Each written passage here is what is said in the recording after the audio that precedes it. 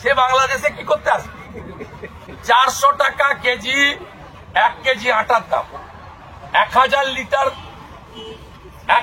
1000 টাকা দাম 1 লিটার পেট্রোলে। ভিখারির দেশ পাকিস্তান জল বন্ধ করলে কালকে জল খেতে পারবে না লাহোর করাচি। একবার আমাদের সিআরপিএফ এর জওয়ানদের মেরেছিল অবন্তিপুরাতে, আমরা ভিতরে ঢুকে মেরে দিয়েছি। পাকিস্তান কি দেবে বাংলাদেশে?